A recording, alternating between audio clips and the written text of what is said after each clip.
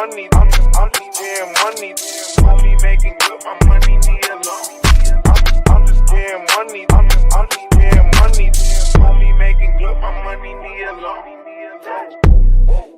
Money, only making good, my money need a lot. I'm just getting money. I'm just getting money. Only making good, my money need a lot. I'm just getting money. I'm just getting money. Only making good, my money need a lot. I'm just getting money. I'm just getting money. Only making good, my money need a lot. Hey, yo, what's going on, everyone? How's everyone doing today? It's your boy, Coach Ricks, man, and this is Coach's Talk, where we discuss all things OU related, college football related, all things in between. Before we get started, man, please hit that like button, man, hit that red subscribe button, ring the bell, man, so you won't miss any content that we got going forward. Hey, man, I apologize, man, for pushing the podcast back Thursday in the last minute, man, had something come up. Just thought that I might address that here later on in one of the emails that we got today. We're gonna have Bishop, man, jump in here in a few minutes, man. Also, Mike the Legend jump in a few minutes, man. And we're gonna try to put to rest this Bo Bentley and Jaden O'Neal thing, man. I think a lot of people let that situation grow legs and grow feet and everything, man. I think it's running all over the place.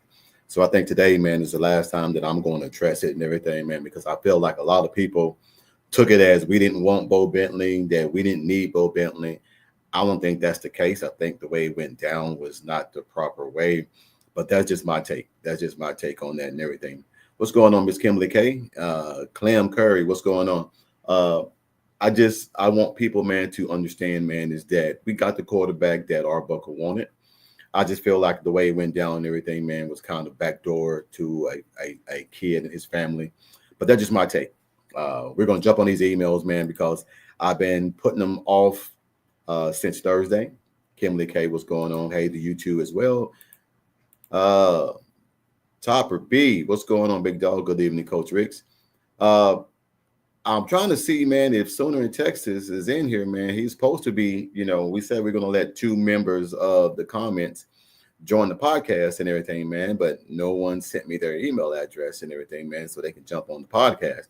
Now, I know you guys love to come in the podcast and talk all this crap, but when it's time to jump on, man, and put your face on here, man, and let's debate some things, everybody want to run. So if you want to jump on the show and not camera shy and want to talk about some objects and everything, man, send me your email. I'll be sure to send you a link and you can jump on the show. We can get it going. But I think Mike's going to jump in a few minutes as well. But I just want to jump on some of these emails, man, and address our new segment that we got, Smash It or Pass It. We're going to talk about the new addition of the 4-star Zephian Walker out of Missouri. We got the running back out of Missouri and everything, which is a great thing. Keep the stable of running backs here at Oklahoma going. But as we're known for on Thursday's conversations and everything, man, we're known for the emails. And I've gotten away from that, but I've tried to do a lot of things and everything, man, to help a lot of people out. What's going on, Dwayne? What's going on, Dwayne? Dwayne, I think you are one of the other members, man, that's supposed to be on the podcast and everything, if I stand corrected, or was it Jimmy? I think it was Jimmy and Sooner in Texas.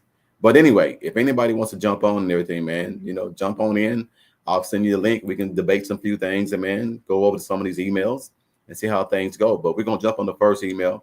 Kimberly K says having dinner so the fam can be ready for the Thunder up. Hey, I'm trying to get this podcast over because I know everybody's ready for that Game 7. I was telling someone with 2 small markets, it was going to go 7. It was going to go 7 and everything. I think with 2 small markets, the NBA needed to make their money. And I think that tonight the Thunder is going to take it. Thunder's going to be going to bring home the first NBA championship to Oklahoma and everything, man. So God willing, man, they go out there and do what they're supposed to do. Go out there and bring that W home, man, and bring that championship back to Oklahoma. But we're going to jump on this first email, man. I thought Bishop was going to be in here by now, but I think he's probably out. So we'll just jump on these emails and see what we got. First of all, man, I want to address one thing. This is off the subject. This is something that I've been dealing with. I want to bring to the table, man, mental awareness. I think a lot of people and everything, man, they don't take that as a serious problem that's going on right now. I know that drugs is going on and everything, man, and war, what's going on overseas right now with Israel and Iran. I think a lot of people, man, are stressed about that. I know that some people and everything, man, are, I don't want to say it, but there's some things going on, man, that the fentanyl and everything that's going on in this world, man, is killing people. But I don't think a lot of people, man, take into consideration that mental awareness is another thing, man, that has been doing great harm to our children and to our people in society. Uh, I've had to deal with it firsthand. Uh, I had a parent and everything call me over the weekend and everything, man, that great showed me great concerns about uh, their son who played for me a few years ago, and he's going through some things right now, man. So that was the main reason why I could not be here Thursday. I had to go take care of that, be a mentor to a player that I said that I will always be there for. And I think that's a little bit more important than a podcast, even though the podcast means a lot to me. I think, being there for someone and everything in their time of need is a little bit more important. So that's where your boy was. Uh, uh, Hold on. Kimberly K says, salute vets. I know these wars can be uh, triggering. Prayers, fellas. I try to stay involved in that. Kimberly K, being the former veteran and everything, man. A lot of people, man, don't know what goes on when you're overseas and everything. You only hear what you're being told. There's a lot of things that go on there, man, and you're missing your families and you're not receiving the emails and you're not receiving communication, how things are going back over here, man. So I definitely show a lot of array, a lot of support, a lot of I'm just sad right now, man. There's a lot going on in my mind right now, man, when it comes to what's going on in the world right now, man, with so much of this dysfunction and things like that. Uh, I'm trying to, man. I'm trying to. Coach Rick's out making a difference. I'm trying to, man. My father always told me, man, be a man of your word. Say what you mean and mean what you say. So I try to live by that. So I'm not perfect. I'm just one man, but at the same point in time, man, I try to do the best I can. I try to be open and honest with people because I think that's the best virtue. The best thing to do is be open and honest with people and everything, man. So when his mother emailed me and asked me and everything, man, could I reach out? I definitely did because that's what we as coaches do. I think a lot of people don't realize coaches are not just coaches, man. They're mentors, their fathers, they're priests, they're ministers. There are so many things and everything, man. They are that ride home that you might need. They're that guy that might come and pick you up.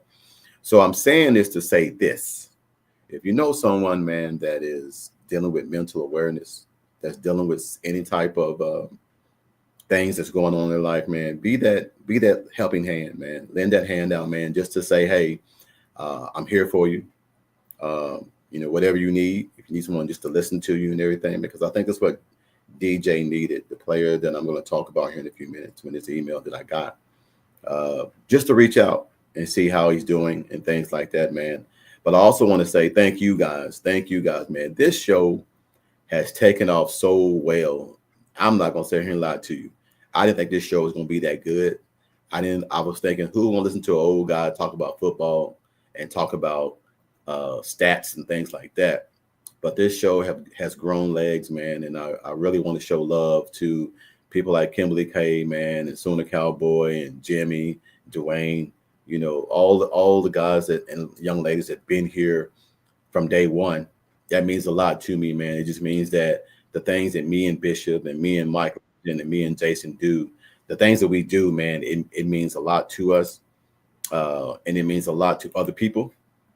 Speaking of the devil, look who walks in the building. What's up, Mike? What's going on, big dog? What's going on, Coach? Man, just up here, man, talking about mental awareness, man, and talking about the things that we do, me, you, Jason, and Bishop, and all the other guys, man, that's on podcast, Jay and Coop. We try to give people, man, hope. We try to give people the news. We try to give people a platform, man, to vent at times and things like that. But I was talking about mental awareness, man, of what's going on right now, man.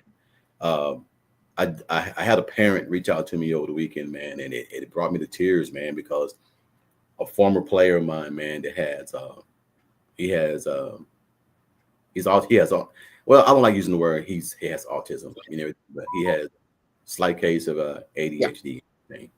And people Hmm. used to make fun of him on the team and everything, man. And I didn't like it, so I felt like making him team captain on the defense would make them respect him a little bit more, and it did. It pretty much worked in his favor, man. The young man got a Yeah. scholarship to Central Michigan, and his mother and dad reached out to me and everything. So, well, let's just go over the email, and then we'll jump on it, man. Other than that, man, how's your day going, man? Oh, beautifully, beautifully. You ready for the ball game?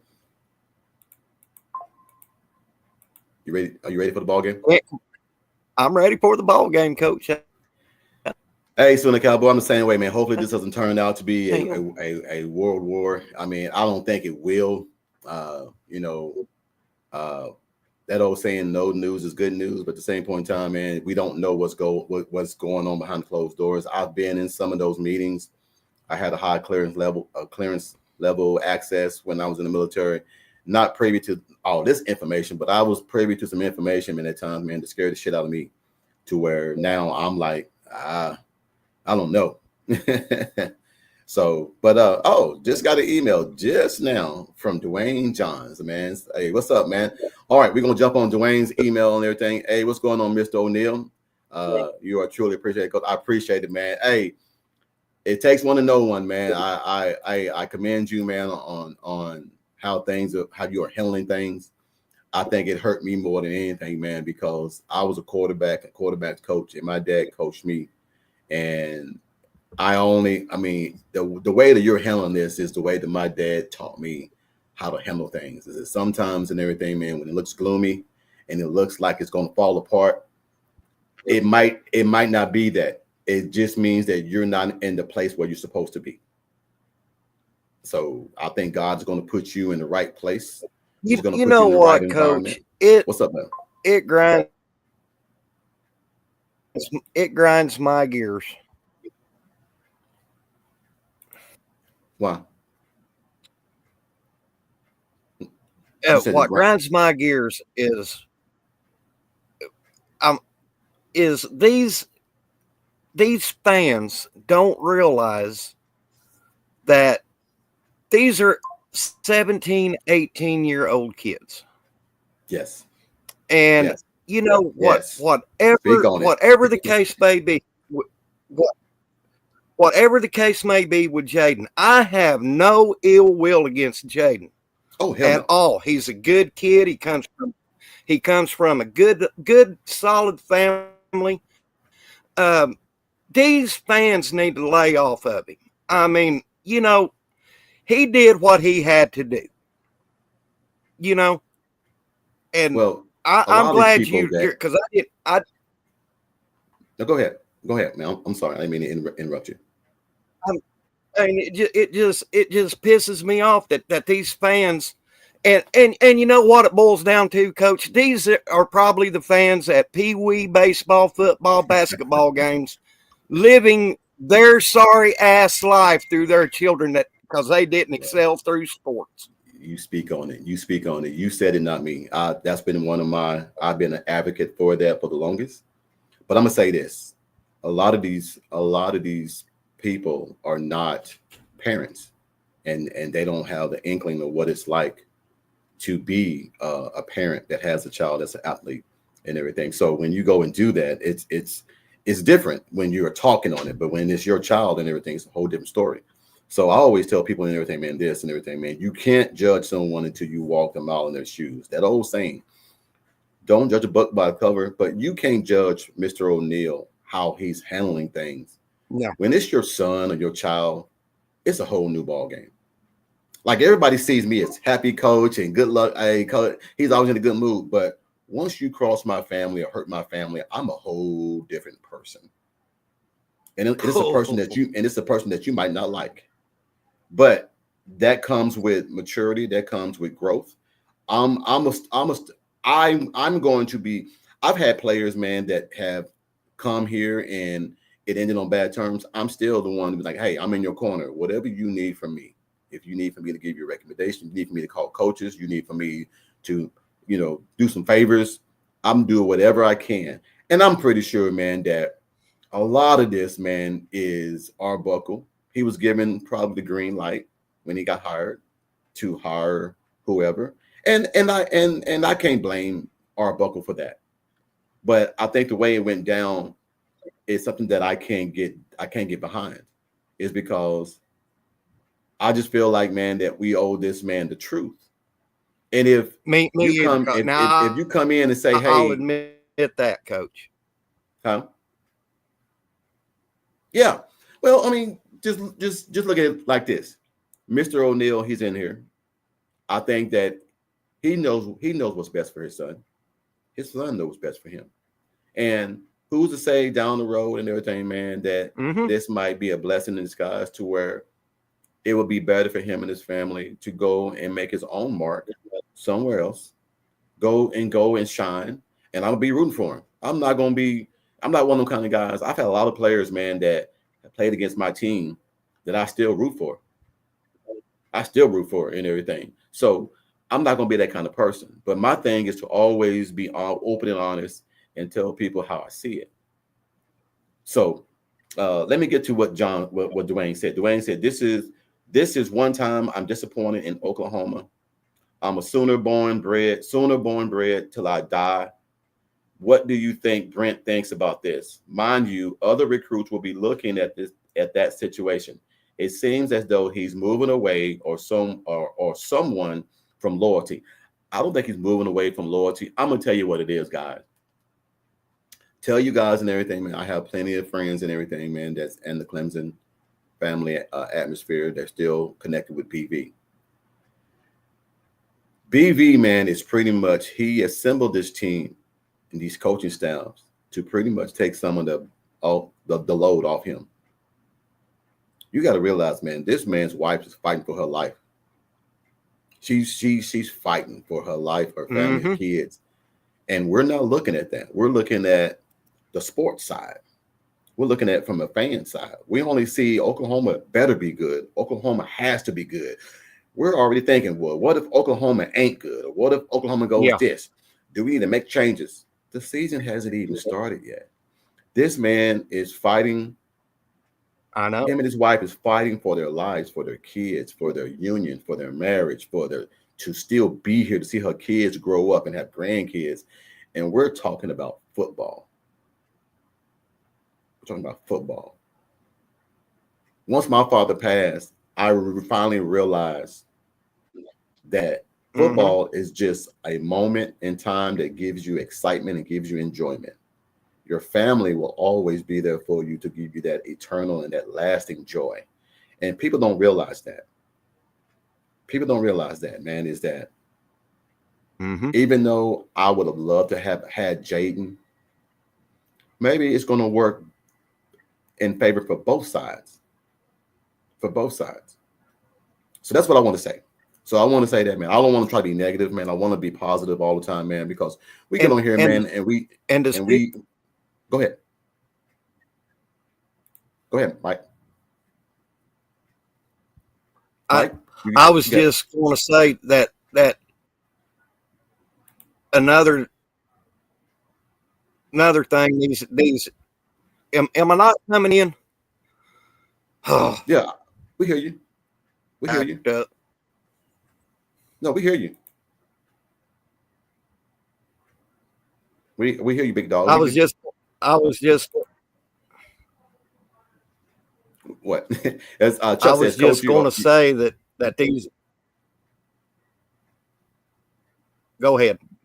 My internet's lagging, Coach. I'll mute my mic. You want to go out and come back in? They might fix it. I'll be here. We ain't going nowhere. If you want to go out and come back in.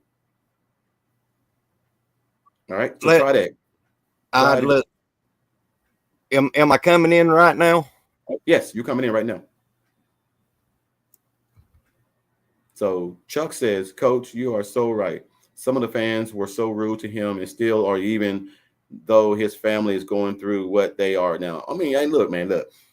I never understood how hurtful it was, man, until my dad passed and everything, man, that sometimes, man, things don't work in my favor. But at the same point in time, This man's family is fighting for his life, and we're worrying about the wrong thing. So this is what bothers me about some of these fans and everything, man. They see it from a football side.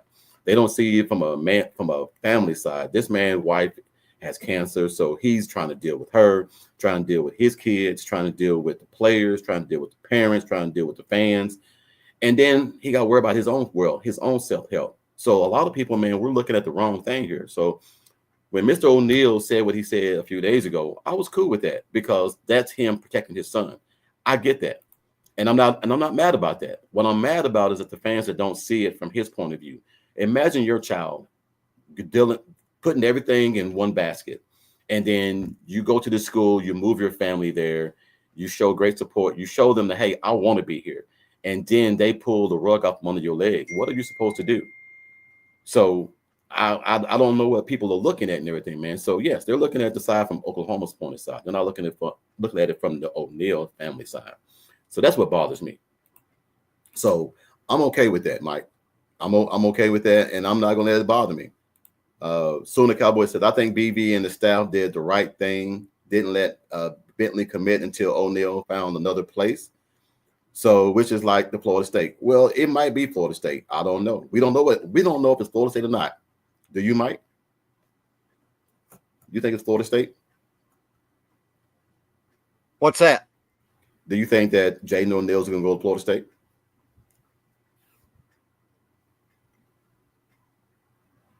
Can you hear me? Strong possibility. Well, it says right here, O'Neal has a past relationship with quarterbacks coach at Florida State. My internet's lagging, but I think. Oh, is it? Okay. Well, as Dwayne says, I understand from his I'm going to go ahead and talk. Yeah, go ahead. You got it, Mike. We can hear you. Go ahead. you good. We can hear you because I want to hear what you got to say. So, every time I go to talking, my both mine and your screen buffers. Oh, okay. Well, hey, I'll tell you what. I'm gonna let you go, and we're gonna read these emails, and then we're gonna get going because I think I want to leave that alone, man, because that's gonna be a touchy situation going forward, man. A lot of us have this feeling, and we feel the hurt and pain of Mr. O'Neal, and it's gonna drag on, man, until probably either Jaden finds him somewhere he's gonna go, or until he signs somewhere. And when he signs somewhere, I'm gonna be on here congratulating him, wishing him the best, because I don't have any ill will towards the young man. The young man done nothing wrong. I think the university did the young man wrong, and I don't have a problem saying that. I don't have a problem saying that we dropped the ball on this one. Now, who's to say a year from now we might be like, you know what, man, Bo Bentley was the best thing. But I just feel like, and I have no problem with how Ben Arbuckle handled it. I just felt like it could have been handled differently. We had this big old argument on Jason's show about trust and loyalty. People keep talking about, well, coach, why are y'all so hung on this? I'm not hung on it. I just feel like it could have been handled different. That's why this world is in the way it is right now, man, is everybody's trying to do shit without setting someone down and saying, hey, look, this is the direction I'm heading in. This is the way I want to go. I want to let you know because I don't want you to be blindsided. I do not like blindsiding people with information when I know from the get-go that I don't want you here, that I'm having someone come in through the back door. I don't like that. I don't like that one bit. I don't like it. So that's what bothers me. But anyway, let's go on these emails, man. So because I want to get these out the way and everything, man, so we can jump on the 4-star, the Zephian Walker, who committed to Oklahoma, man, a few days ago, man. So that's another addition to the running back room. I think now, man, DeMarco is finally realizing that he has some backs that he needs to let go. Stop trying to be, this ain't the, hey, look, I remember when DeMarco was there, it was hard for him to get on the field. And I think he's punishing a lot of these guys and trying to hold them from shining. There is no damn reason. There's no reason, none whatsoever, that we should have had Xavier Robinson and everything on the bench until the last 3 or 4 or 5 games, and then he shines. That's crazy as hell. So, hold on, right here. I'm so sorry. I had another parent call in. Go ahead. All right. I think the same way, Coach. I said all last season, why in the hell is X-Rob on the bench when, like you say, what X-Rob falls forward when he gets tackled. There ain't no pushing him back. He falls forward. And why was he on the bench the last 4 games, and why was he not used in the earlier of the season? One of my biggest complaints, Mike, has always been, I don't believe in that. Well, they're a sophomore or they're a junior or they're a senior. They paid it. No, damn it. If I got a freshman on my roster that is absolutely supposed to be on the field, damn it, get him on the field. I don't care. Get him on the field. Special teams, kickoff returns, punt, field, whatever. Get him on the field whenever you can. But see, a lot of these coaches, man, all they want to do is, well, he paid his dues. He's a senior. Let's leave him in. He's earned his due. Damn that. Put the freshman in. Let the freshman shine. Right. So Sooner Cowboy says, hopefully Arbuckle will help DM develop the running back room. Well, no. DeMarco is a great running back. I think DeMarco's problem is his rotation sucks. Very. His rotation on how he feels like running backs have paid their. I mean, you let the best running back you have go a few years ago to Wisconsin, and it wasn't because of lack of talent. It was an ego thing. Yep. Him and DeMarco bumped heads. So you lost your best running back because your pride got in the way. Yep. All you got to do is say, young man, my bad. I made a mistake. You were right. Now, what's wrong with an older man saying to a younger person, you know what? You're right. I was wrong. Mm-hmm. Nothing wrong with that. So it is what it is. But Dwayne says, finally, he's letting the horses out the barn. Well, he better let the horses out the barn or they're going to put his ass out the pasture. All right. Chuck says, Coach, if he doesn't get that rotation down, then we really need to look at rotating. Hey, I'll be the first one, Chuck, I'll be the first one to sign that petition. Me too. Because you have too much talent in that room to be going off of, I can't say your gut, but I don't know what it is what DeMarco's doing. I don't know if DeMarco's one of those old school coaches that he has to see something that nobody else sees in order for you to get on the field. What that is, I have no idea. Kim Hurst says, with all the hype this year, we will need to watch out for rat poison, as Saban would say. We haven't won on the field yet. With that being said, I believe we'll be 9-3 this season. I believe 10-2, Kim. I really do. I really believe 10-2. I know the schedule is the schedule, but at the same point in time, we ran through that gauntlet last year with a terrible offense. And every game, we were still in that game. Except 1 or 2. Except 1 or 2.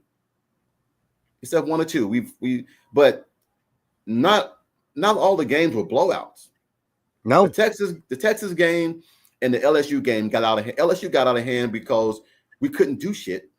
And we came in with a terrible game plan, which I don't understand.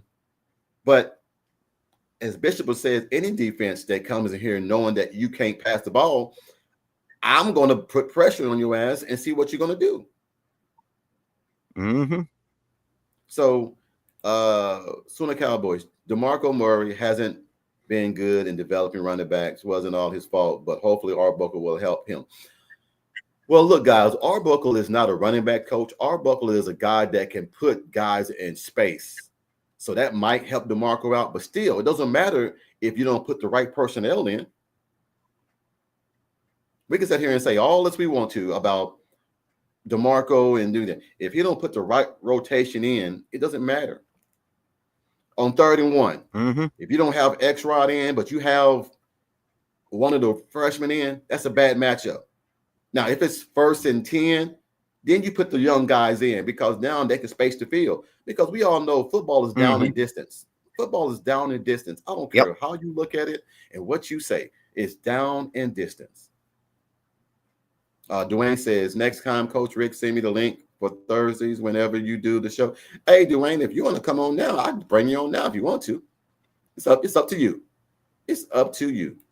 LSU baseball just won their 8th national championship. Hey. Trying to tell folks, man, if this SEC program and all these SEC teams and football, softball, basketball, whatever, SEC is getting ready to take off. Chuck says, I'll tell you what's going to help him this year. What's going to help him is that the offensive line is going to be head and shoulders better than what they were last year. Exactly. I believe the same thing. Now, Mike's been a big advocate of the offensive line. I'm more of that. Let's see what happens. And I think it in my head, but I'm just trying to be realistic, man. I really want to see this team make it because I feel like if they can get through with this schedule right here, Mike, they can be dangerous as hell next year. Oh, you know it. This is one of the worst, besides Wisconsin and Florida and Oklahoma. They have 3 of the toughest schedules this year. I guarantee you, Coach, like you said, I've been advocating this offensive line since the end of our season, because now I'm looking at our guys coming back and the horses we got, like Foj, Afalava, the big center, Owen Hollenbeck. Coach, I'm telling you, thank God that the powers that be didn't listen to these Debbie Downers saying fire Bill Bedenbaugh, because I tell you what, if Bill Bedenbaugh wasn't to get fired, he'd been hired by a major university yesterday. And something about that O-line, Coach, that I'm seeing that's telling me, hey, we going to be some, you got an EPL, Isaiah Entredent, Big Sexy, look, Coach, we got the men up there now, and we got the coaches that's finally going to put us in a spot to win this year. Yeah. He says, Coach is the wildest one-liner you have ever heard from Sooner Mike. Coach, is he asking me what is one of the worst? Coach, what is the wildest one-liner you have ever heard from Mike Legend? Man, what's the one with the damn Jaden O'Neal just committed to Florida State. Hey, I'm not gonna be mad. As long as hey, Mr. O'Neal, if you're in here, thank God it's in the ACC, not the SEC. So we ain't got to see you until the playoffs. So, hey, I commend you, man. Like I said, I don't have no ill will toward that young man. No ill will whatsoever. At the end of the day, man, you got to do what's best for you. That's just, it is what it is. Dwayne said, okay, send it to me. Okay, Dwayne. Hey, Dwayne. All right, Dwayne. Let me do like this. All right, Dwayne. I'm going to send it to you in the email that you sent me. And then you can join. Hold on.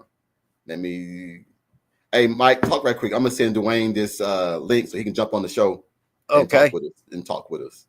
Okay. Hey, guys. I think, here's what I'm thinking. I think Bo Bentley is a blessing in disguise. I was wanting Jaden O'Neal to stay, but I will tell you this. I don't get paid the big bucks. I don't work at the University of Oklahoma. And this is, I'm just a fan with the podcast. But with that being said, I think Bo Bentley will probably be a blessing in disguise. You heard it here first. Well, I mean, the one thing I have to always tell people and everything, at least we got one. Yeah, at least we got one. My fear was we was going to lose both of them, trying to get both of them. That was my biggest fear, is that you can't try to get two elite quarterbacks and get them to buy into rotating playing time. It just don't work. Yeah. It just don't work. And Mr. O'Neal, I will Mustangs probably about an hour and 20 minutes. I'll come catch a couple of games this year. Mr. O'Neal, you won't find nobody in this chat to say any bad thing about your son. I think that you guys, always, man, like I said, Coach Blankenship's son is down there. I might even have to send him, hey, man, send me tickets, and I might got to try to catch one before you guys get up out of there. Now, you might catch a flight down, but I don't mind. I don't mind coming down there and checking out one good game, man. I love me a good football game, man, but we'll try to make it happen. But also, Dwayne, check your emails. I just sent you the link. So, it'll be all right. Well, Coach, let's answer that one feller's question. What's the wildest one-liner you ever heard from me? Oh, God. What's the one when you say he don't know about apple butter? Don't know shit from good apple butter. That one always gets me, man. That one, I don't know what it is about that one, but that always gets me. From the Cowboy. I've had some buddies of mine, man, that's down there, and they were telling me the same thing. Wouldn't let him commit until O'Neal found another home. Yeah. Ms. Kimberly Casey, I saw it on IG, but did say anything since Dad was in the chat. Didn't say anything. No, look. At the same point in time, man, he know how we feel about his son. It ain't, once that old saying, once you're a Sooner, you're a Sooner. It don't matter. It don't matter, man. We know for a fact that this young man's testament that he didn't do anything wrong. It was a university's problem.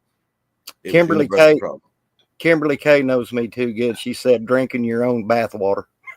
And look who we got in the building. Mr. Dwayne. What's going on, Big Dog? What's going on, Big Dog? I think you're you good? I can't hear you. I think he has. It's on your phone. There we go. We got you. Dwayne. What's going on, D? I think you just went deaf again. Trying to get him on here. I think you're muted. Let me see. Hold on. If you're on your phone, you might have to have a headpiece in for you to hear us and then you to talk, I think.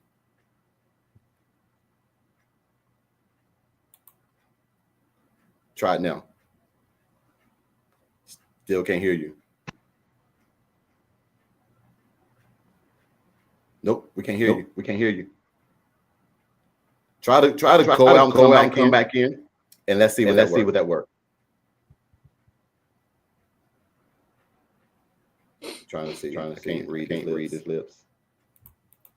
Let me see. Hold on right quick. Let me see if he come back in. Sooner Legend, you might have to use one of your special one-liners on this. I think you are late on the Bo Bentley. A lot of people have been saying that already. Drinking. Oh, there it is. Drinking your own bathwater. Yeah, that's a good one, Kimberly K. Yes, that's a good one. That is a good one. 100 Kimberly K. Yes, 100. All right, let's see if Dwayne's back in. Dwayne, can you hear us? Can you hear me?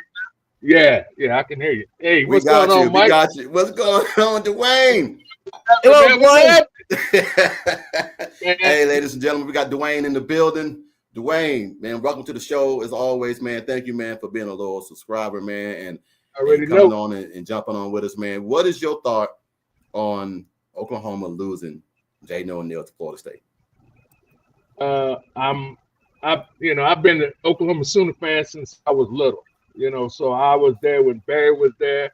I missed the Blake years, and but I'm kind of disappointed. But I understand. I guess It's becoming a business now, and so Yeah. I see what's going on. It's just I understand what Brent is going through as far as I understand from his kid's point of view. I don't understand as far as a husband point of view. I lost my mother, and I understood when she died. It was traumatic, and it hurt. Yes. It hurts to this day. So I understand that point of view, but at the same time, did he have people who could have addressed that while he's out or away? Exactly. And that's the only my only concern is that Jaden O'Neal shouldn't have been put in that position if he moved all the way from California. That's the hurting part. He moved from California to come down here. Exactly. And Right.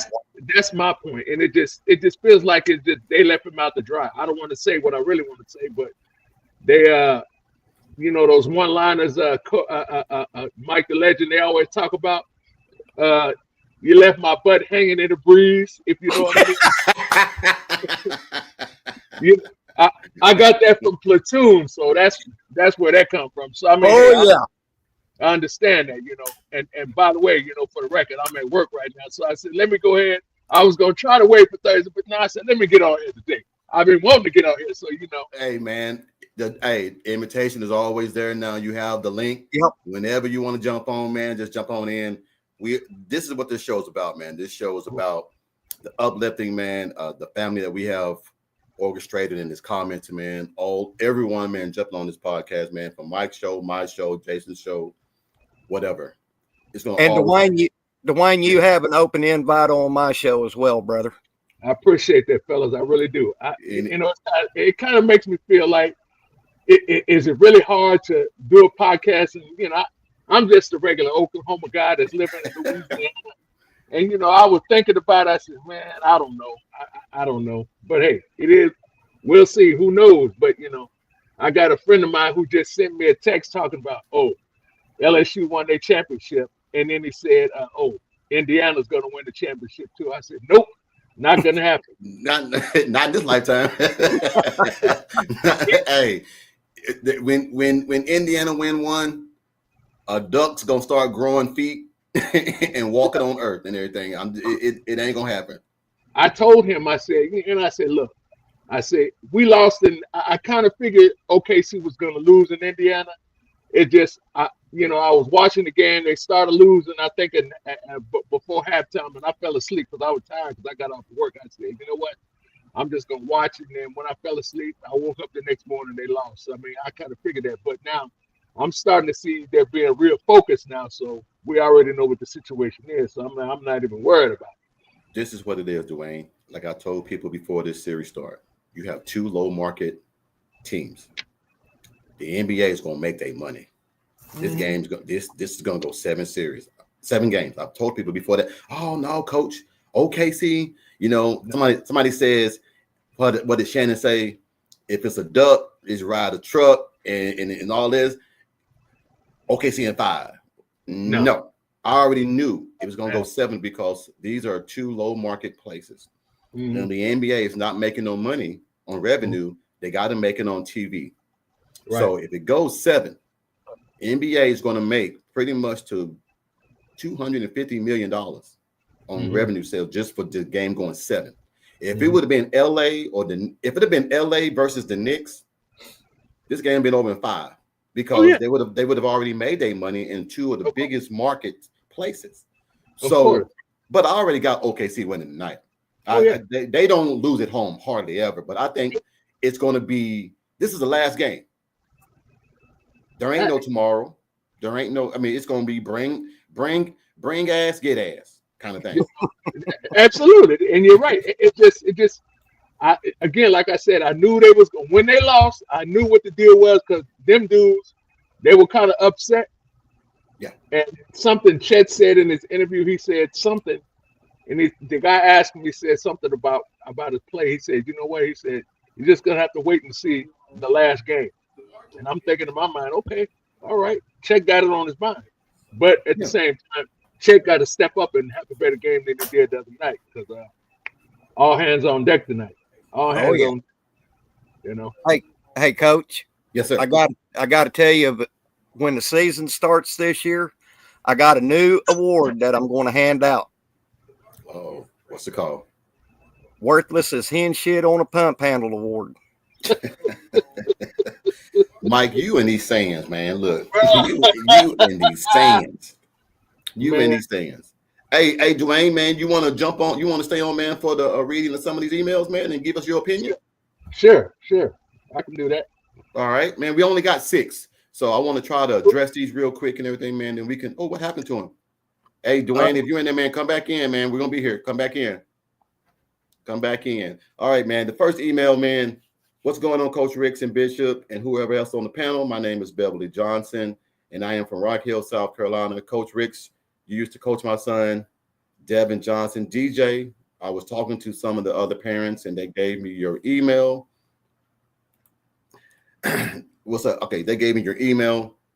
I was talking to some of the parents and giving them some of your emails because they are listeners and members of your podcast. I need a favor. DJ is in a bad place right now. He's all right.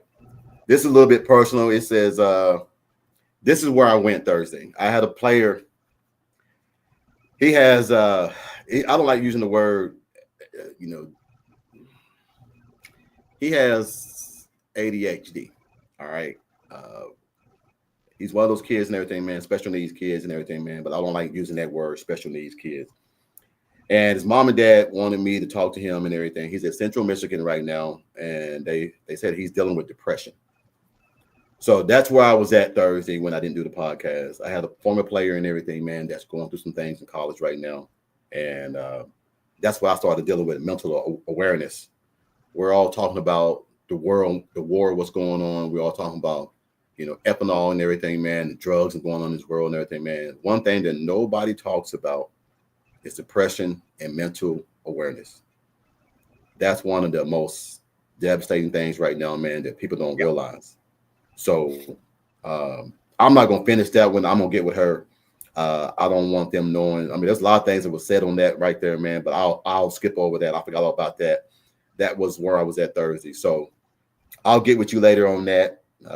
And we'll talk about DJ. We'll move on from that one. This right here, Mike, you might like this one. It says, good afternoon, Coach Rick. This is Davon Bowers. I'm from Indian Trail, North Carolina. I am a diehard North Carolina fan and saw that we flipped one of OU's offensive linemen. My question is, are we getting someone that you guys don't want no more, or does Oklahoma, are we getting someone that wanted to be here, or did we get someone that does not want to be there and stand behind some of the great offensive linemen that Bill and Beanbo have? Just a question. I'm so excited this year. I think everyone is looking forward to football getting back because it's always missed when we have this layoff in the time of year. Great job on the podcast. You guys are doing great. So, Mike, did we lose somebody, or did? Yeah, I can't think of his name right now. He's a 3-star offensive lineman, but here, when I seen it, I didn't freak out like I did because, as long as the name, we deep off the line. We deep though. Yeah, I mean, as long as it's not a Fasusi, an Afalava, EPL, Daniel Akinkumeni, all the big, I'm not worried because, but. The way I perceive this kid flipping and going to North Carolina is he wasn't going to see no playing time. I totally agree. So what? No, I think Mike is right. I think that it was so deep that the playing time wouldn't have been available. I mean, it is what it is. I mean, it's just it happens all the time. That's all it is. So it was the best thing for him, pretty much, just go somewhere else and everything because he wasn't going to see playing time. Yeah. Mm-hmm. And what better coach to go get coached under than Bill Belichick? Now, do you think that BB reached out to him and find, where do you want to go?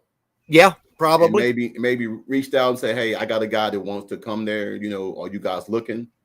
One of those kind of things, or did he just say, hey, I'm just gonna go flip? I think flipping. I don't call it flipping when both sides agree that it's in your best interest to leave. Yeah, that's what I think. Yeah. That's what I think. I think BB and BV probably had a little conference with him and said, look, You're a good kid. You're a good player. We love your attitude, what you bring to the University of Oklahoma. But son, you ain't gonna see the field. You're too good of a player to be riding the bench. So, Mike, do you have to be so blunt? Clean it up a little bit. Hey, I understand though. Or either he could have ran it, son.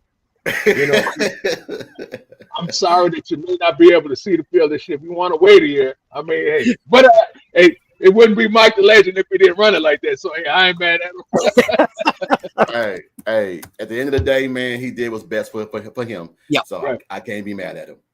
All Right. right. This next one. What's going on, Coach Ricks in the panel? This is Joe Clayton from Birmingham, Alabama. I have a question about Oklahoma in the game that we played against you guys last year.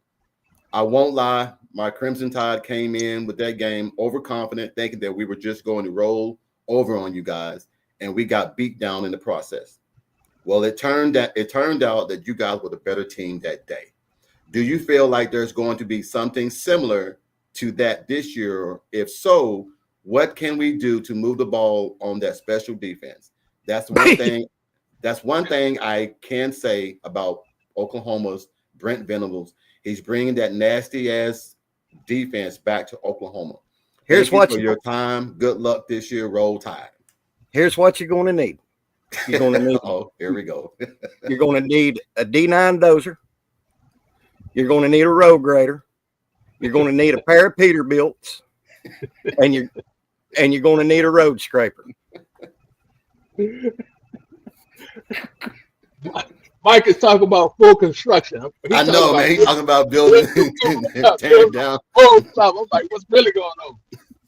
Man, come on, Dwayne, what do you think?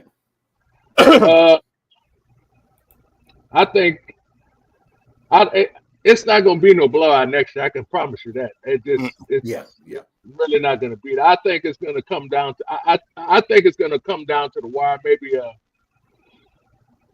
a 3-point or 7-point game. That's as far as it's going to go. I don't think it's going to be no massive blowout. I just want to see what the offense is. It depends on how the offense starts off. That's where I think we're going to need to where we're going to need to be, because that's the only way I see that if we do win that game, that's the only way that I see it. But it's going to be a close game either way. So it's going to be like I might as well say a coin toss, basically. Mm-hmm. I'm gonna say this: if Nick Saban was there, I would say a pick 'em. Oh yeah. Okay, go in there. But I also said if this is a day game, I think Oklahoma wins that game, and it's probably about touchdown or field goal. If it's a night game, it's a whole different story, because that atmosphere and what we did to them last year, it is going to motivate them. But at the same point in time, if that young quarterback comes in and he's not ready for that defense that he's about to see, it's going to be the same thing as last year. Because the one thing that we know that will never change, that same defense you saw last year, it's better this year. Oh, yeah. It's better. Yeah.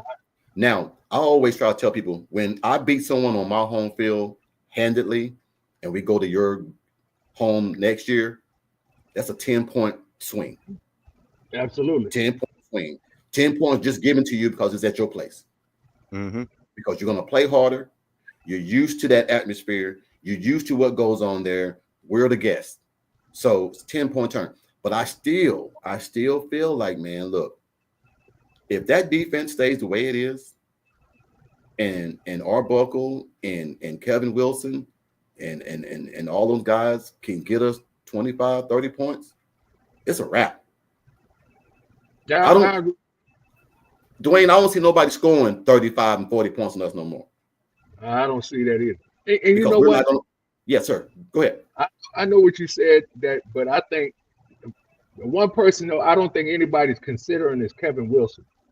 If he used, I didn't realize that he was a offensive line coach. That I did not know.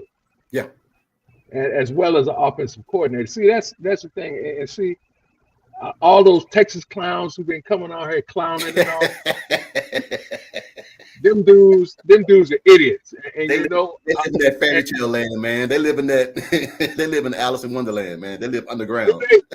do they watch your show, Coach Ricks? Do the Texas clowns watch the show?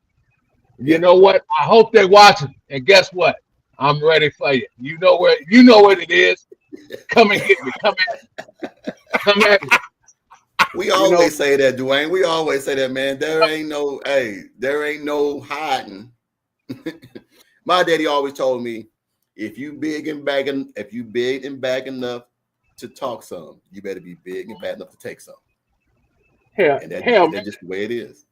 Hell, man, excuse my language. Man, I'm down here in Louisiana. Guess what I got to deal with 24/7 hours a day? I mean, that don't bother me at all. You know, like I told you, my friend, he's a diehard LSU fan. He's an LSU fan from Mississippi. I said, are you kidding me?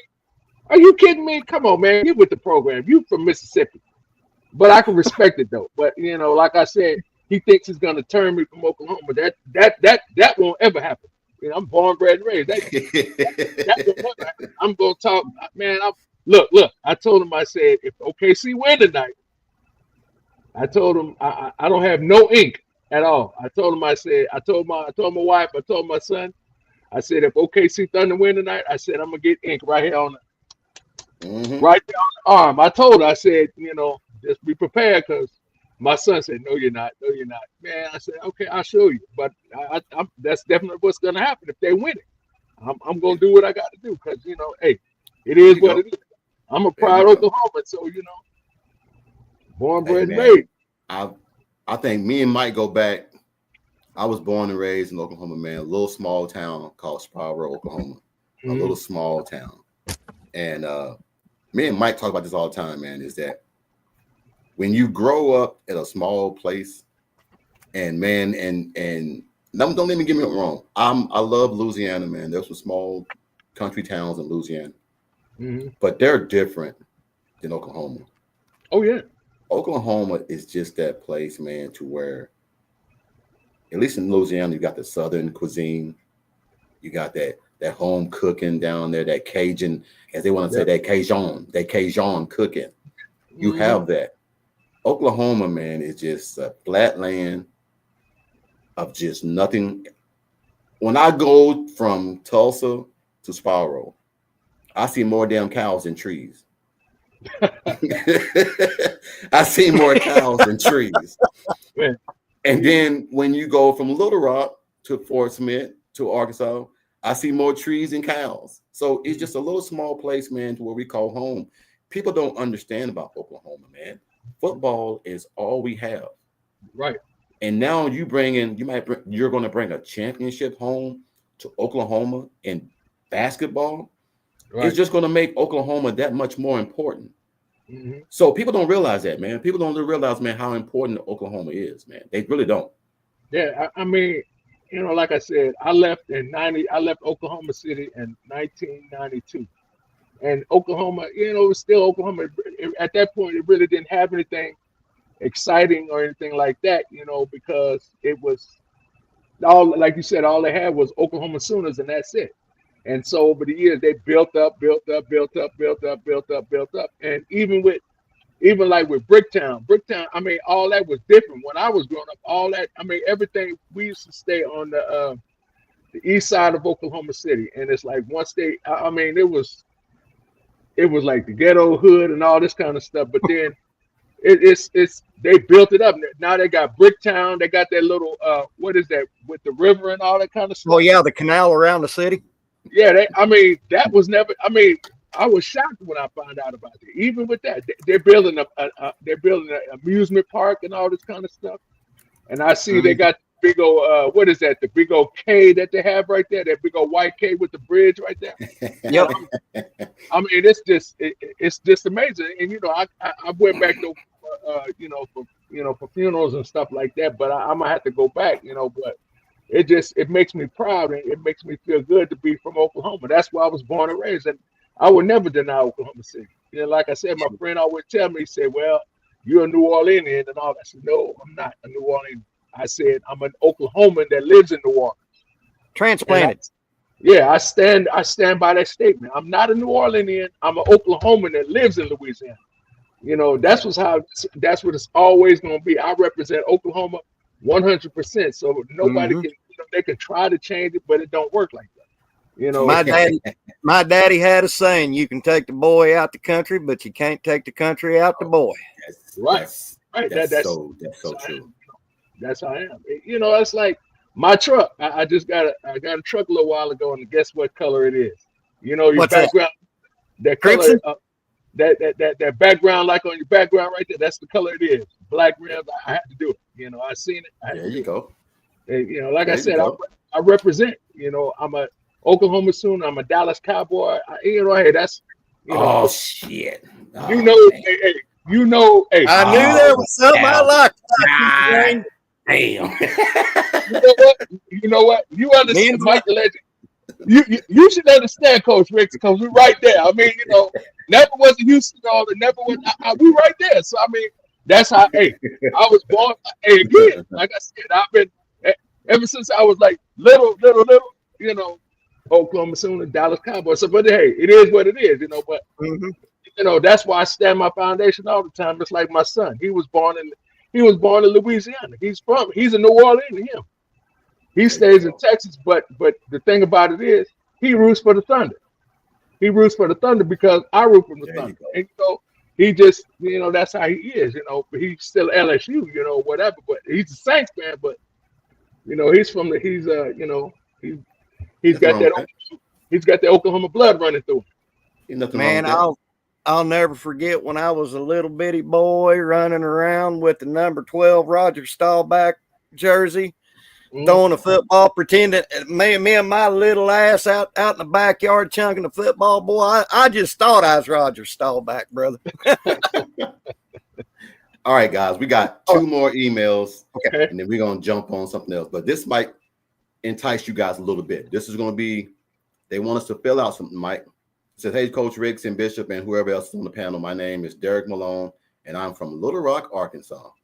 And I am a diehard OU fan. My question is for the panel. Could you guys try and put together the starting lineup on offense and maybe put together who you would think would be the starting defensive players? Thank you guys for great content from time to time. I watch every episode. I might not watch it live, but I always go back to watch the shows once Coach puts them on YouTube. You guys are doing a great job, always entertaining, always down to earth, and that's why this podcast will always grow. Best of luck, fellas. All right, fellas. Your starting lineup, who it might be on offense, and let's try to put together a starting lineup on defense. Are we doing O-line and O-line? Okay. 11 on offense, 11 on defense. I'm going to make this short on the offensive line. Give me the whole offensive line on the 1985 national championship. No. This is this year. Oh. This is this year. Oh. This is this year. So, on the offense, who they might think who's going to be the starting left tackle, starting left guard, starting center, starting right guard, right tackle, tight end or wide receiver, two wide receiver, one. Tight end will be Jaron Cannick. I don't know. Hey guys, in the comment as well, drop your little nuggets. Who you think? I think tight end man still might be Caden Helms. And yeah, I forgot about him. I think it's his time now. He's well. He's healthy. Hey man, 6'4", 245. Hey man. Quarterback naturally is going to be John Mateer. Okay. Two running back. Okay, hold on. Who you got at running back? I'm gonna have to go with X-Rob. You gonna pick him over Javante Barnes? I'm gonna have to go with X-Rob. Okay. I think Javante was out hurt, wasn't he? No, last year was the first time he played strong. Last year,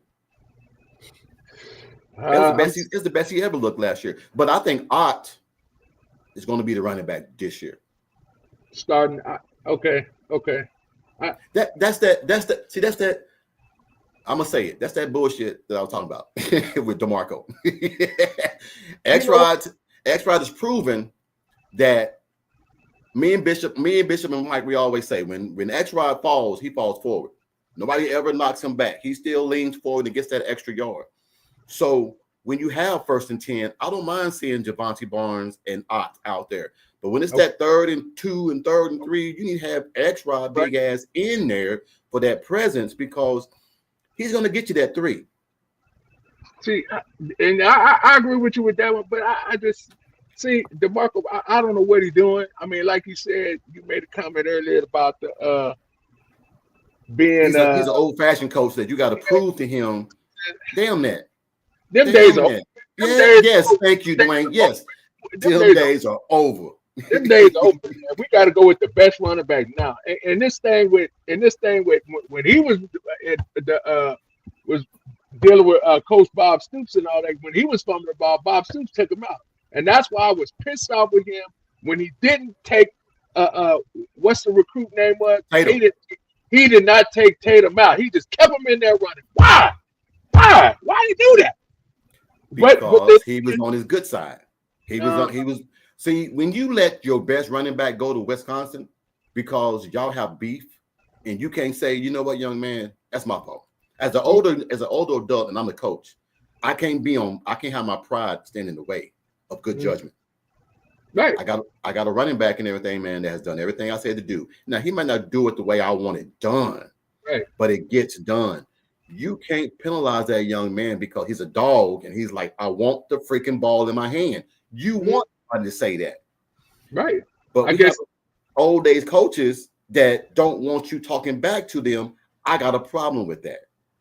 Man, look, I guess he forgot those conversations he had with Coach Cale Gundy when he got here. Thank you. I guess he forgot about all that. He wasn't talking all that trash, man. The heck with all that nonsense. Well, man, look, we got better backs. We can do more. Let's get it done. That's why the rotation. I mean, and a lot of those games, I think the rotation was bad, and I think some of the problems was that offensive line and stuff with outstanding. You know, it's just look, man. Look, we're better this year. There's no reason for us not to be. There's no reason for us not to be doing what we need to do. But that game on 30th of November, I'm looking forward to that game. The one game I'm looking forward to, honestly, and I'm not going to sit here and lie to you, man. It ain't Missouri. It ain't Missouri. It's that Auburn game. Oh, yeah. That Auburn game, I really want to see if Jackson Arnold is going to stand on business. Yeah. If he's going to stand on business. If that's the way you felt, while OU fans didn't like you no more. Now, we're not saying that we didn't like you, but your performance made us feel a way about you. You can't just fumble the ball off your pads when you run and trying to get away from somebody, but no one hits you. You can't throw the ball behind the line of scrimmage. You can't throw a ball in triple coverage when a man's running across the seams and you don't see him. That's you. That's not us as fans. So I'm looking forward to that game because I think that's going to be a statement game. Go ahead, Mike. I hope that Jackson Arnold, after leaving that game, goes back to wherever Auburn is, and he's got a mouthful of that Oklahoma turf in his mouth, in his ass, behind his ears, in his nose. Damn, Mike. I hope they bring the hammer of Zeus on him. Well, let me say this. And you know what? If that's how he felt, then okay, I respect it. But at the same time, a lot of it was his fault, but also I think a lot of it was we didn't have no offensive coordinator, no quarterback coach. I mean, the offensive line was getting the man killed, and it's like I think he lost faith, and it's like I don't think he had any help as far as producing. And you know, hey, that's cool, but I mean, you know, what's up, bitch? It is what it is. You know, I just. So what? Yeah, I agree. I agree with you, Dwayne. I was just kind of shooting off at the mouth. Yeah, we on right now. When we in here, come on in. I just, you know, I'll send it to you. I got bad things against Auburn. you know. And hey, we got out of there with a win, Mike. So that's all. Yeah, we got out of there with the win. That's right. Because I thought, man, we was gonna lose that game, but then when that pick six came, oh, that was it. Tip six. Oh, that was it. They have a quarterback now that's worse than the one they had last year. Stat wise. How can you get worse than that? My God, he was that quarterback that was there last year. He had one bad mistake. He didn't see Kip slide back into the slot. He didn't see that. That was his only mistake the whole game. That boy played his butt off that game. But they got overconfident. When your running back is gashing us and killing us, why are you still throwing the ball? You're already up. You're already up. Run the ball. No, you're right. That just, my son, I just couldn't believe it. I mean, but my son done already told me. He said, "What's up, Bishop?" Bishop, you got Dwayne Johns in the building. He's in the lobby spitting fire. Spitting it. No doubt. What's going on, everybody? What's happening? But yeah. Hey, we talking about Jackson Arnold, man. Talking about Jackson Arnold and that mighty arm of his. Well, if you say so, Coach. Yeah. But no. To be fair, I think he's a good quarterback. He just didn't have what he needed here. But I mean, I don't know why they let Kevin Johns go. So I don't know. They let Kevin Johns go to make room for the coaches, for the quarterbacks coach for Washington State. Oh, okay. Once Arbuckle came, his quarterback coach came too. But this is the one thing that nobody's talking about that we haven't heard all season. How can I put this? Do it like I do it, Coach. Well, Michael Hawkins is getting the royal treatment right now with that quarterback's coach. Absolutely. They are inseparable right now. I heard an article right now, man, that Michael Hawkins and that quarterback's coach, they are talking every day.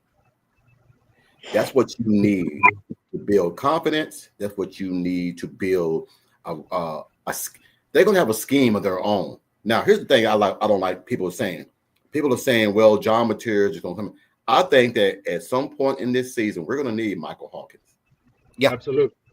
Some point in this season, we're going to need him to come in there and not just hand the ball off. That's what bothers me, Dwayne and guys, is that when we are up so much and we bring a quarterback in, we just turn the hand down ball off. We don't let them run the offense, which bothers me because when you need him, he won't be ready. Man, I'm like Barry Switzer. I mean, Jim Johnson said this a long time ago. He said, man, it's not my job for me to stop scoring. Okay, you from my neck of the woods. I mean, hey, I look at it like this. Okay, if I'm up, okay, if you want to stop me, beat me. I mean, if you was up on me, I'm not gonna call for you to have mercy. I'm gonna beat the best out of you. It's like when OU slammed A&M 77-0. Bob Stoops was on our local newscast having to explain himself why we run the score up 77-0, and he was like, guys, I had everybody, I'm just paraphrasing, I had everybody, including the water boy and the cheerleaders out there, and they couldn't stop us from scoring. Damn that. I'm like Steve Spurrier. It ain't my job to stop scoring. It's your job to stop me. I'm like, hell, I mean, I grew up with Barry Switzer. Man, Barry said, what, hang half 100 on him. I mean, what the hell? By halftime. I mean, I'm like, hang half 100 on him and go to the house. Yeah, that's what I'm saying. You know what? I used to go to a school in Oklahoma City called Living Word Academy. We went on a field trip. And we went to a McDonald's for lunchtime, and I didn't realize it at the time. And it's like we were all eating lunch, and then one of the fellows was there, and they were talking about they seen Barry Switzer eating, And so I didn't know who it was at the time. You know, I liked Oklahoma. I didn't know who he was. And then it's like, man, they were talking about Barry Switzer, and everybody, they got an autograph. And the guy sat up there and he got a copy for all of us. So, I mean, I met Barry Switzer a long time ago. You know what I'm saying? So, You man, went to Living Word Academy, Dwayne? Yes, sir. Yes, sir. We yes, used- sir. We used to play on football. I'm from Luther. Man. I live in Luther. Oh, okay. Yeah, we went to Living Word Academy. You know, I grew up in the city. I'm not too far from where the bombing was. Yeah. Oh, okay. So I'm not too far from there. So, you know, that was like, man, like I told you, Oklahoma built itself up, and it's like, man, we used to go walking down there. I went to the hospital, I forgot what hospital it was, St. Anthony. It wasn't too far from around there. So, you know, hey, Living Word Academy, man, they closed it down. I forgot my 8th grade year, man. I was heartbroken. But, you know, I loved it. But, you know, we seen Barry Switzer, and that was a one good time that I seen a great Oklahoma coach, the King, as they call it. Yep, the King. The King, Hey. that's what they call it. Hey guys, we got one more email, and I'm gonna get off this, and then we're gonna talk about some more stuff about Oklahoma. But this last one, man, is kind of personal because Mike, we were just talking about this. Mm-hmm. So what's going on, Coach Ricks and the panel on the Bishop? This is Eric Carter, and I am from Podo, Oklahoma. Ooh, Podo, Oklahoma. Yes, sir. Yes. Podo, Oklahoma. Coach Ricks, we go way back. We used to play against each other back in the early 90s. You were at Spyro, I was at Podo. I ran across your podcast when I was catching up with some of our guys at our reunion this summer. I just wanted to reach out to say it's pretty cool to see that you have moved on to become a coach and that you're living your best life in Charlotte, North Carolina. I think it's awesome when guys move on to a big city and make it, but still keep the small towns that they grew up in a focal point in their lives going forward. I see that your nephew is at UTSA and your other nephew is a defensive coordinator at Spyro now. I don't know if your panel and a lot of your listeners know that you have uncles and cousins and nephews and nieces everywhere coaching. Your niece is an assistant coach, basketball coach at Baylor University. Wow. Your cousin Greg is a head coach at Springdale, Arkansas. Wow. And when you say Coach Ricks, you're a product of your environment. You were raised around a lot of great people that have moved on and done great things. Just wanted to address that. You are a pretty good all-around dude, and I'm glad that we shared the field together. Much love. Hey, that's what's up right there, man. I love shit like that, man. That makes me feel good to know, man, that people love coaches and people see coaches in a different way. I always tell people, man, coaches are bishops. They are ministers. They are dads. They are parents. They are everything, man, because a lot of these kids don't have father figures, mothers, and all that. You got a lot of grandmothers raising kids and doing this and that, man. So my question to you guys on the panel, man, is that has there ever been a time, man, that there's been someone that you looked up to that made a difference in your life? Yeah. Oh, yeah. My dad. No doubt, My man. daddy. Dwayne? My daddy. I have an uncle. Yeah, I have an uncle that used to do that. I've never met my father, so that's that right there is a whole. I found him on Ancestry, but that. But you know what? Your uncle was your father. Oh, yeah. Your uncle was your father, and the man that you've become today. I always tell people, man, my kids are a reflection of me. Mm-hmm. And the same with what you, Dwayne, and with Bishop and Mike, is that we get on here, man, and we have a good time and we shoot the breeze, man. But when the cameras are off and when there is no microphone, we are family. We are instant family to whoever we are next to, who we call love to, man. And that's why I love this podcast, man, is because when me and Bishop started it, I didn't know that these emails were going to take off the way it's taking off. I'm not going to lie to you. I'm not going to lie to you, man. That is a blessing. It is. These, yes, sir. Do you remember that old saying, it takes a village to raise a child? Yes, sir. I say that Daddy's one I look up to, but man, there was so many positive influences on my life growing up that, you know, uncles, aunts, grannies, grandpas, you know, but Daddy's at the king of that hill. Yeah. Same here. It's just like I remember many times growing up here in Lawton, Oklahoma. Hold on. You in Lawton?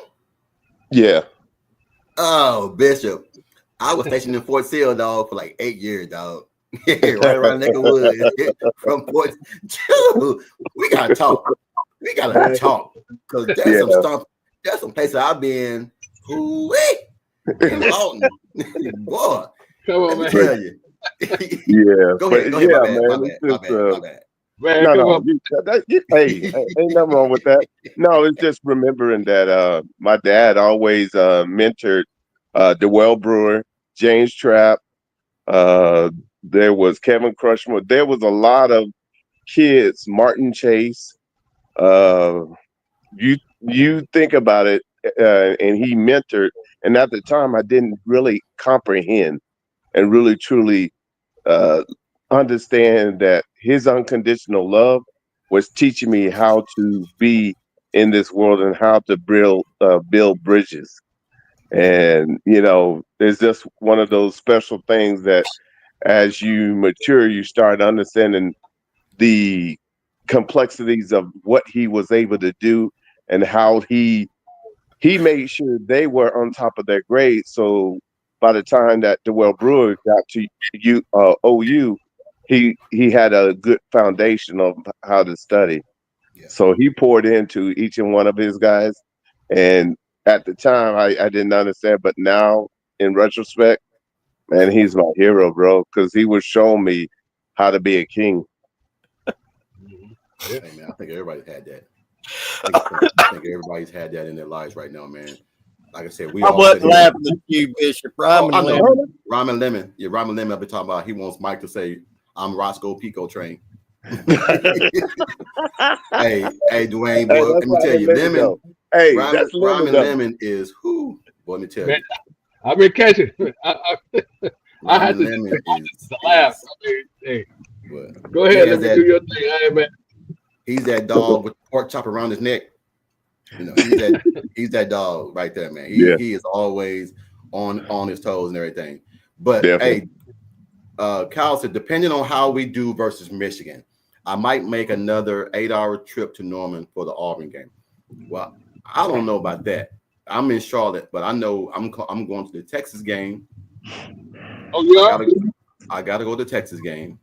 Yeah. I got family that lives in Dallas and everything, man. So I go see my niece around that time. So whenever OU plays Texas, I go to my niece.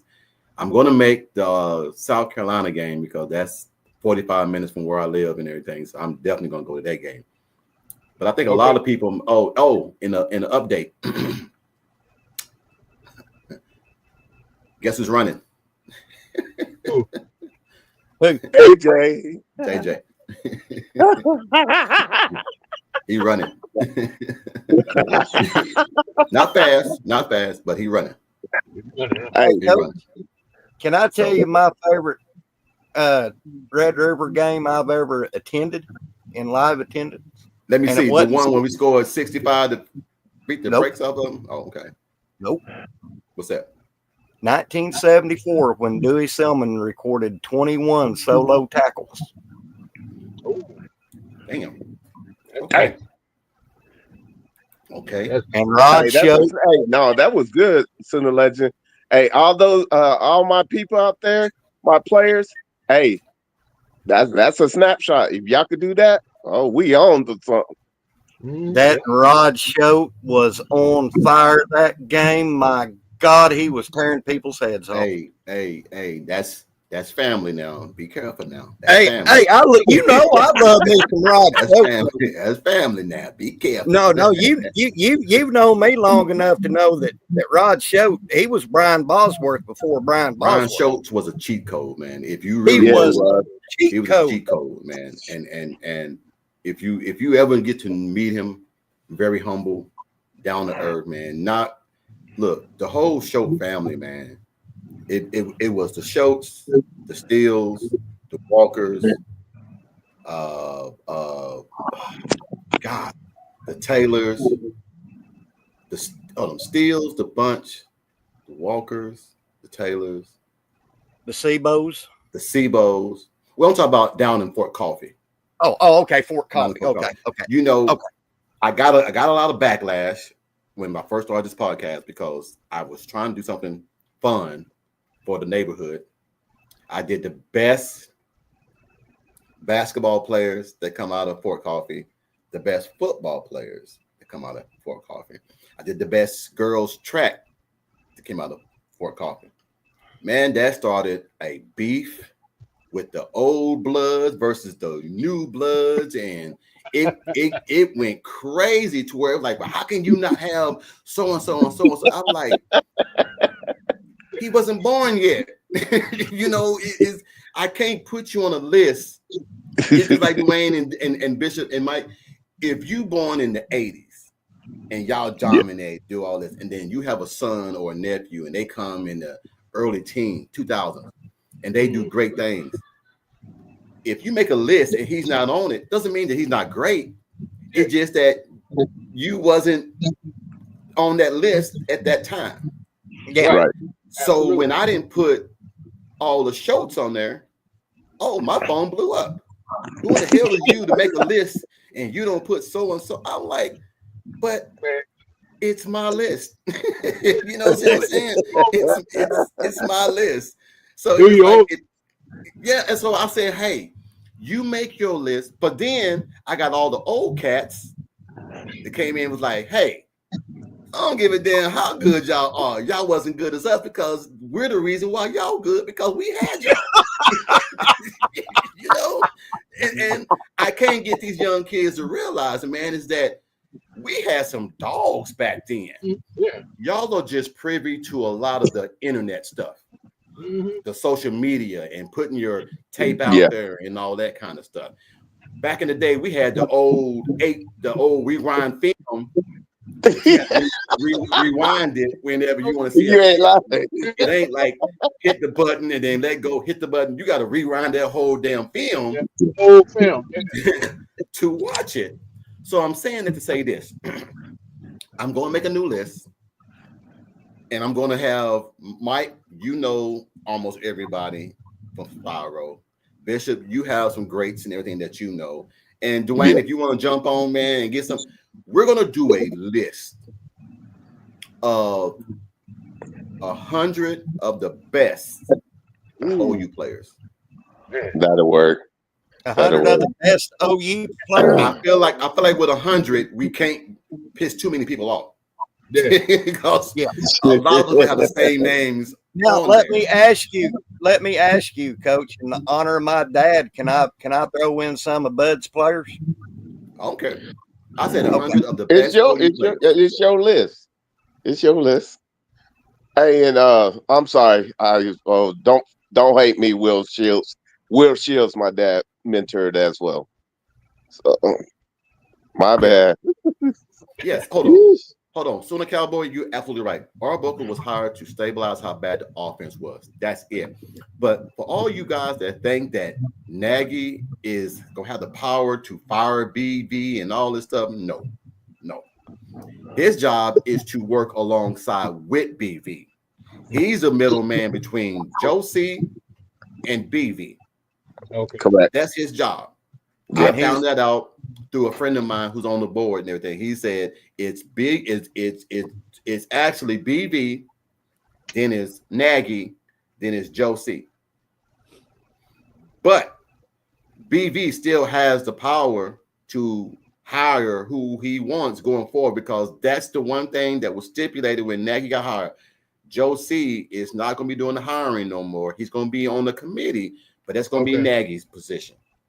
Oh, okay. Nagy and BV are going to be the ones doing the hiring from now on, which is the way it's supposed to be. Because to me, Josie is an owner.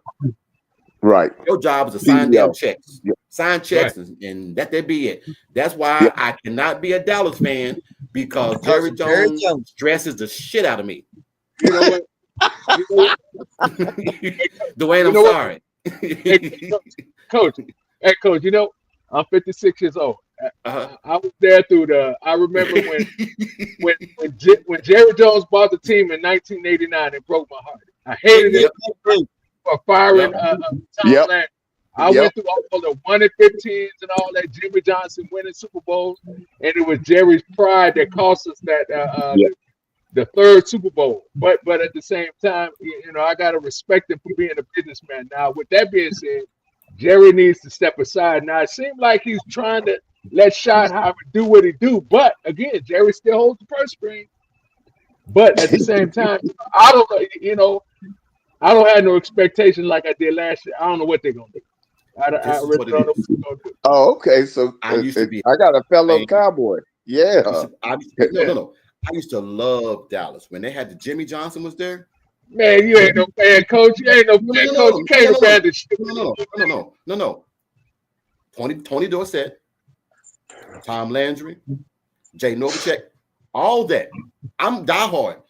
I fell out of love with Dallas because Jerry Jones destroyed the essence Oh, he did. of what Yeah. football really is. You can't be an owner, then try and be a coach, and then go on a podcast after the ball game talking about how bad your coach is. Yeah, Yeah. he undermined the hell out of him. He undermined the hell out of Mike McCarthy. But I mean, I never really did like Mike. Excuse me, coach. Mike McCarthy was 30 years behind time, and he never should have been hired. And you know, I'll leave it like that. He never should have been hired. The man was 30 years past too late. I mean, Yeah. that one play, I forgot who they played against. You want to have CeeDee Lamb run a jet sweep? I mean, you run that twice, and then they figure out what it is, and you want to slam an iPad down on the ground because you mad because the play didn't work. Come on, man. Yeah. CeeDee, come, and the man was hurt. Come on, man. What are we doing? Hey, all I can say is this: when he learns to be more like Robert Kraft and just sign checks, Oh yeah. he'll be all right. Oh yeah. Because Absolutely. one thing Dallas do have, they have talent. Oh God, they have talent, but it's undermined every time.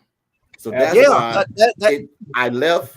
And here's the biggest problem: you had a certain running back that lived in your city in the offseason, and you let his ass go to Baltimore. Man, I got a agree. problem. I got a problem with that, and you need a running back. Mhm. Ain't no way in hell I let Derrick Henry go to Baltimore when he wants to be a Cowboy. I don't understand it. Ain't. So I'm telling you, I'm a diehard Cowboy fan, but now I'm a diehard Baltimore fan. Cause Hey. no. Cause Hey, my cousin played for him. That's the Oh, okay. only reason why. Oh, okay. When Priest Holmes went there and won, I'm good. I'm good. He won a championship there in 2000. I'm good. So I'm always going to be a Cowboy / Baltimore fan. But it's just that Jerry Jones is just pissing me off, man. And I used to work with a lot of Dallas Cowboy fans. Oh my God! Every day I come to work. What's wrong, man? Goddamn Cowboys, man. They just, I'm like, okay. It'll be all right. It'll be all right. No, man. Long Jerry Jones there. We trash. We trash. I get that down here from Saints fans down here, man. They used to. Oh, I know you do. Ooh, I know you do. You remember when they used to talk about the bag heads and all that kind of stuff? I used to laugh at that because that stuff was funny. I mean, you know, it's like even like with all that stuff nonsense going on, people be talking about cardiac arrest and all this kind of stuff. Man, it's like, it's like the same old stuff that's going on with the Cowboys is still going on, and it's not really any change. And the only way it's going to change if they start winning. But see, if they start winning, then all that stuff mysteriously go down. You know what I'm saying? I'm like, man, they ain't trying to hear all that nonsense. You know? You know what I tried the hardest? But was when they destroyed Texas Stadium. Man, Because now God can't watch his Dallas Cowboys through the hole in the roof. Yeah. He can through the new one. They just have to open it up. I mean, that's about it. I mean, I missed.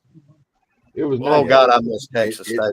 Hey man, when Dallas had Troy Aikman, they had Emmitt Smith. Oh yeah. They had Michael Irvin.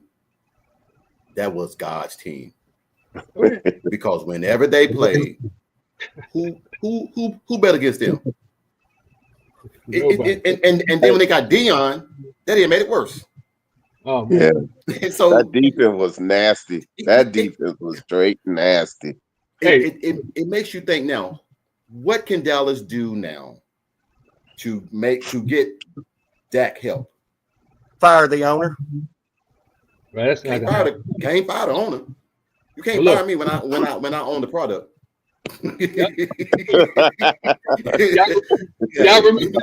Y'all remember that saying that Jimmy said in that locker room?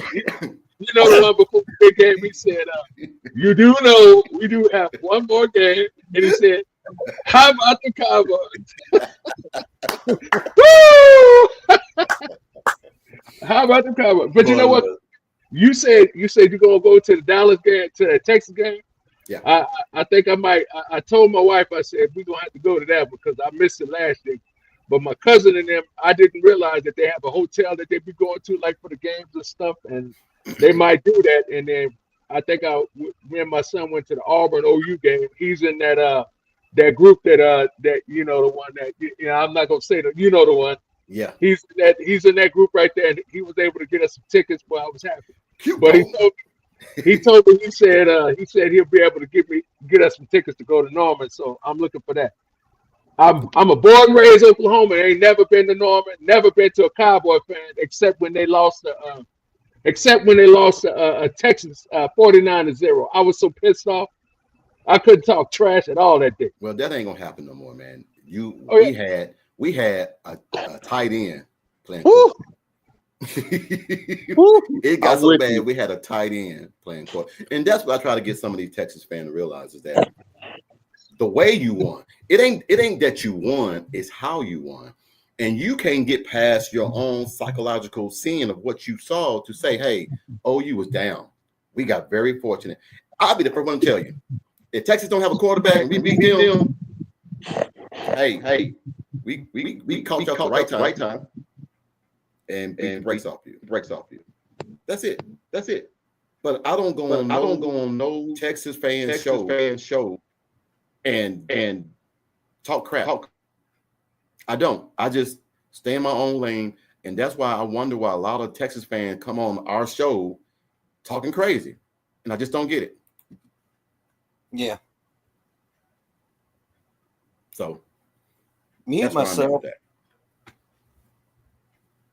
I ain't have Ryman. I'm on my computer. I'm not on my phone. Like, can y'all hear me? Yeah, I can hear you. I think we was getting some echo from Dwayne. Dwayne, you still there?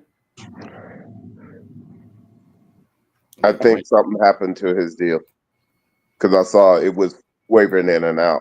I'm gonna get back in here in a few minutes. Yeah. But no, man, this is what we're gonna start doing, man. I love this, man. Bringing a member from the comments into our podcast, man. This has been a great show, man. This has been the kind of show, man, that we love to have on the podcast, man. And like I said, it just brings this channel a lot more. I told you it was a ministry, didn't I? Dude, there he is. He's back. He's coming back. Yeah. Well, no, he left. I just didn't know how big this show was going to be, Bishop. I'm not going to lie to you. I knew it was going to be good, and I knew how good me and you and Mike were together, but I just didn't know that with the emails and the way it took off, they were going to take off. So, the thing about it is the emails allow people to be connected to us. Yeah. So, I think. Dwayne, yours is not mute. Okay. We can't hear you now. Luck. There it is. It just went out. Hello, can you hear me? Yeah, we got you. Yeah, sorry about that. My coworker was just calling to see.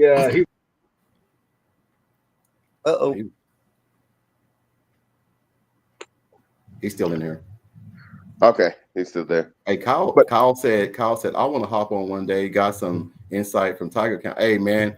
Hey, Kyle, whenever you want to talk to me, man, Hey, this is for anybody. Kimberly K, Sona Cowboy, anybody. If y'all ever want to job in, y'all see what Dwayne is spitting that fire. We always want you guys in here, man. This is what the show is about. This show is about Thursday conversation, which is we're having it on Sunday though, but it's Thursday's conversation. And just conversation between people talking football, talking about life, talking about all that. That's what we do. Yeah. Come on, Kyle. You know you like Coach, gumbo. Come on. I am going to have to run because I'm getting my belly's starting to eat. I'm about to get off here in a few minutes too, man, because the ball game coming on here in a few minutes. But I would like to show off something before I leave. Show me. Bishop has already seen it. You got a Lucille? Is that Lucille? This ain't Lucille. This is Maxine. That's Maxine. Maxine. I was gonna say BB King gonna be mad at you getting Lucille. Yes, the reason I named her Maxine is because she has my mama's attitude. When I pulled her out of the box, she kicked me, she beat me, she cussed me, rolled her eyes at me, but I just thought I'd show y'all my new guitar coach. Got you. She's Kyle said you stole that from Chuck Berry. No, y'all might. This ain't a Gibson. This is a Gretsch. So. Gotcha. So anyway, Coach, Dwayne, it was a pleasure meeting you, my friend. Man, no problem, man. Thank y'all for allowing me. And Coach, could you send me Dwayne's email because I'd like to have him on. Yes. Hey, Dwayne. Thank y'all very much. I really appreciate it, man. Hey, Dwayne. Oh no, man. We thank you. Always open, man. Look, you made this show a great show today, man, and we appreciate that, man. So I'm going to do humble. I'm humble. I want to do coaches. I'm humble by the invitation. Thank you so much. I've been wanting to get on here for a while. Always. Hey, there you go. You know how I do it. Look. Turn it down. Yeah, but you know what? Say, Coach, you're gonna have to. Man, I would love to hear them Texas fans talk trash. I would love to hear them. Man, look. I love going back. They be in here. But this is my thing before I let y'all go. This is one of the things I don't understand, Coach. Why they don't understand that if we lost all our receivers and we didn't have an offensive line, why do they think that they would still win? I mean, I don't understand it. That's asinine. Take care, Coach. Take care, Bishop. Take care, Mike. Because take care, Dwayne. All right, take it easy. I'll be back on again. Lord say the same. Because arrogance is blind. And look, Texas hasn't been so good in a long time. Before Sark got there, they went through 4 coaches. Oh yeah, in 10 years. And Herman got them to 2 bowl games. It still wasn't good enough. You got rid of Charlie Strong. He wasn't the answer. Mm-mm. You let Matt Brown go because you felt like he was too old, and then he goes to North Carolina and started balling out. So Texas fans don't really know what it's like to really win because their biggest thing is we got to beat Oklahoma.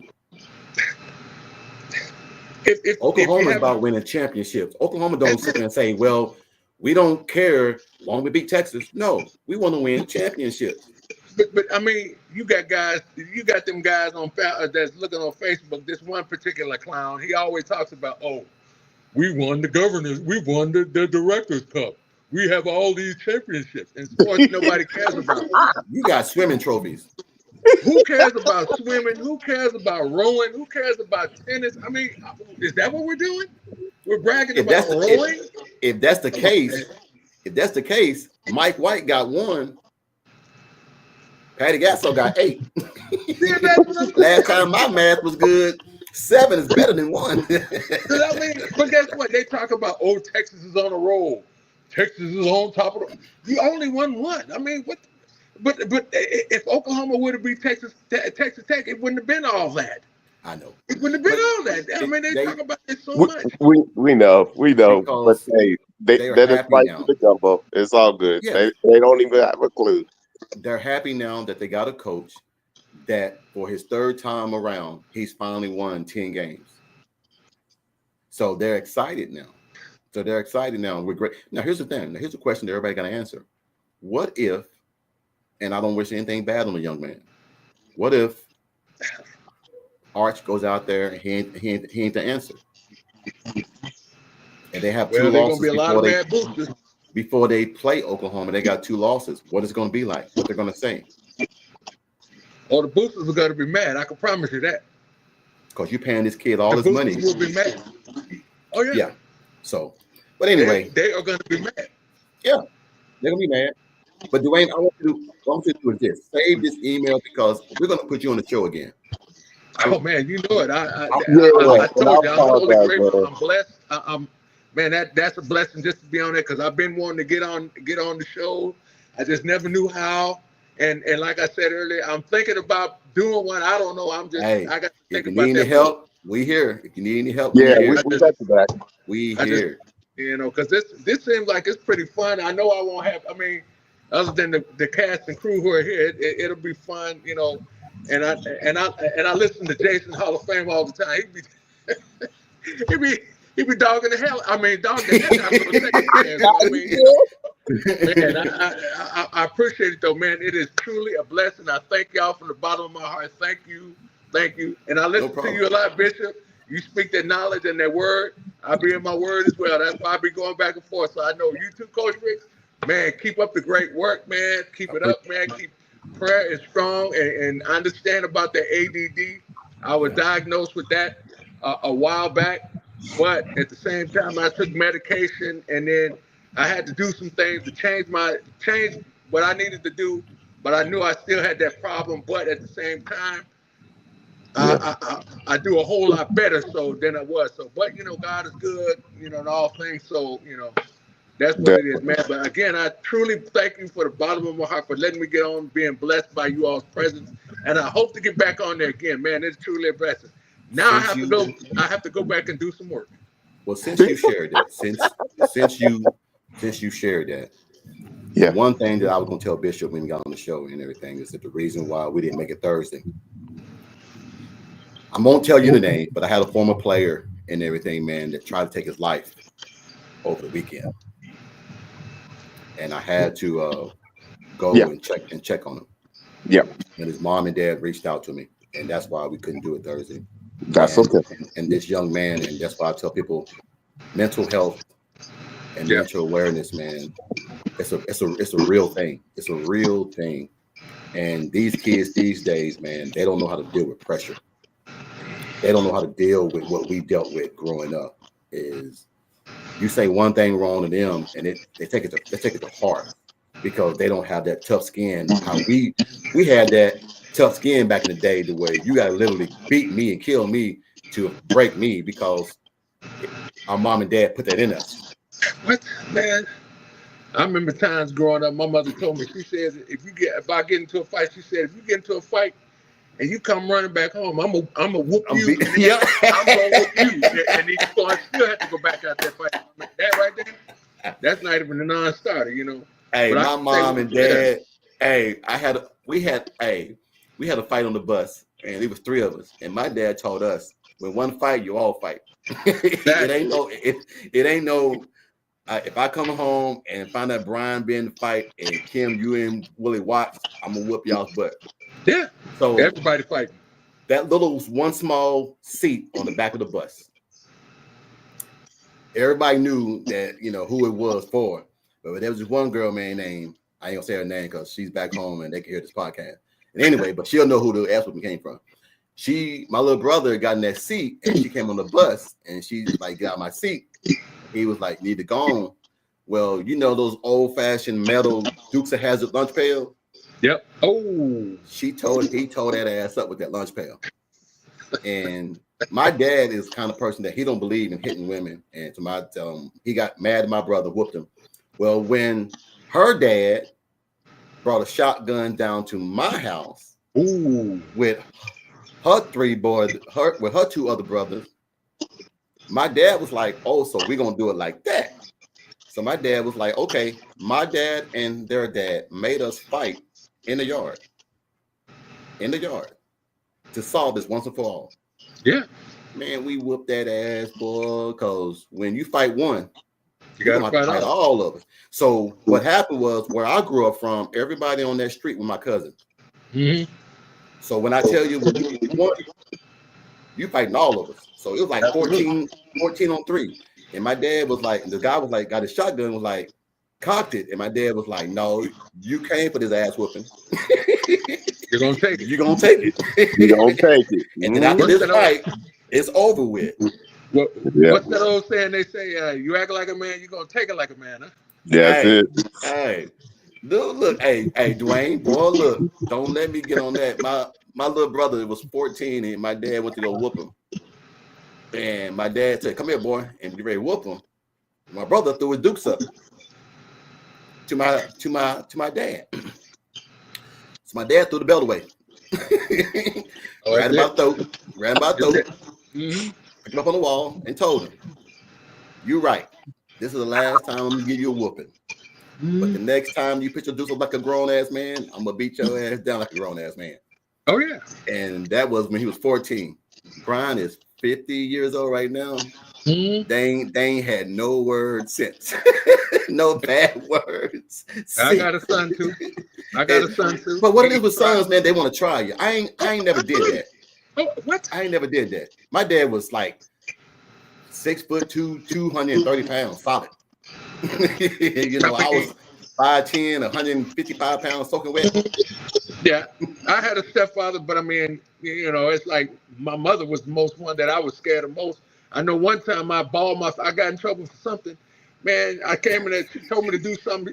I came up in there with my fist ball. Man, she ran back and did this, Coach Ricks. And hit you. Hey. Hit me right in my mouth. Guess what? I loosened up my hand and held my head down. Man, never again.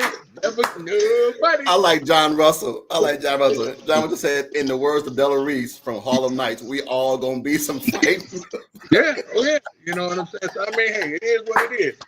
But but again, God. I appreciate you all for letting me be on here. Lord, no problem. I will anytime. I would, if you'd have me on, I'd be gracious to be coming on because I enjoy this. I really, really do. You know, again, I run into a lot of Oklahoma fans down here sometimes, few far in between. But, you know, I like to be around, you know, I like to talk Oklahoma football and, you know, talk about Oklahoma, you know, sometime from time to time, you know. So, yeah. So, you know, I will be getting on again, Lord say the same. But again, as I said, I'm going to go do this quick round in my plant. I work at the VA, but, you know. There you go. All righty, man. But, hey, man, it was awesome to have you. Truly was a pleasure. Hey, Coach Rick, we got it tonight, right? Oh, yes. Bishop, we got it tonight? Yes. Hey, look. Thunder up, baby. Hold on. Hey, Bishop, I told him if we win it, I'm going to get it right here. I'm going to get OKC right here. I'm going to try to get something with the state and then, you know, put a little OU somewhere, but I'm going to do it. I was always an OU fan. I mean, and I was always a Thunder fan. But when Keontae got traded from Oklahoma City Thunder to the Charlotte Hornets, I really became a Thunder fan. And now that him and my daughter's dating, he's there right now. We're watching the ball game, so I already know that OKC gonna win. What? So it is what it is. All right. All right, fellas, y'all take it easy. God bless y'all. Hey, everybody. Thank you guys for jumping in, man. I really appreciate it, man. We've been on for an hour and 53 minutes, man. We're gonna call it a day. But Jason, man, thank you for jumping in. Jason's been in the building. Jason just jumped in the building. Hey, Jason, J-Dub's in the building. Thank you, big dog, man. Thank you for coming in. But until you guys, man, have a wonderful remainder of your day. Go Thunder. Until we jump on again Thursday, you know how we do it. We turn that thing sideways, we turn it upside down, and then we give them the middle finger with it. That's how we do it for the Texas Longhorns. You guys have a wonderful night, man. I'll see you guys Thursday. You too, brother. Night. You too. All right, Jason. What's up? Peace out. Coach Rick's out. Money making good, my money need a loan. I'm just getting money. I'm just getting money. Money making good, my money need a loan. I'm just getting money. I'm just getting money.